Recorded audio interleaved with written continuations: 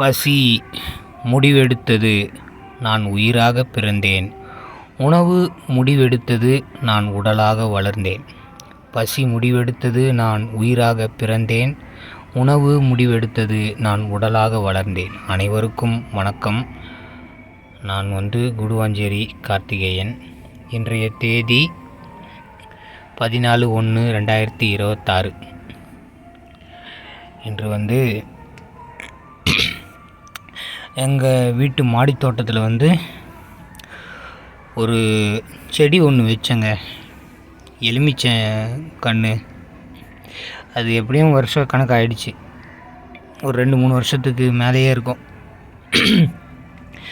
அதில் நாங்கள் எதுவுமே பண்ணலை. சும்மா செடிக்கு தண்ணி ஊற்றுறது இதான் பண்ணோம். மாடி வீட்டிலலாம் எலுமிச்சை மரம் வளருமா அப்படின்றதெல்லாம் அந்த முடிவுலாம் எடுக்கவே இல்லை. அந்த முடிவெல்லாம் எடுத்தது பார்த்திங்கன்னா அந்த எலுமிச்சங்கன்னுக்குள்ளே இருக்கக்கூடிய பசி தான் முடிவெடுத்தது. அந்த முடிவோடைய விளைவு தான் இதெல்லாம். அது முடிவெடுத்தது. சரி, என்னால் மாடி வீட்டிலையே வாழ முடியும்னு எப்படி ஒரு முடிவு எடுத்து வாழுது பார்த்திங்களா. இவங்களாம் நிலத்தில் இருந்தாங்கன்னா இன்னும் எவ்வளோ விளைவிப்பாங்கன்றது தான் என்னுடைய ஒரு ஆச்சரியம். காய்கள் கொடுக்குது.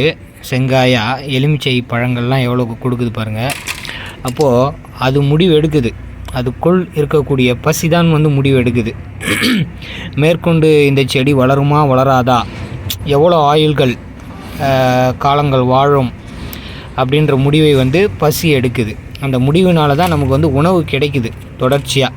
அப்போ இது மாதிரியான வாழ்க்கையை நீங்களும் வாழுங்கள். பசி வாழ்க, உணவு வளர்க. அனைவருக்கும் வணக்கம். நன்றி, மகிழ்ச்சி.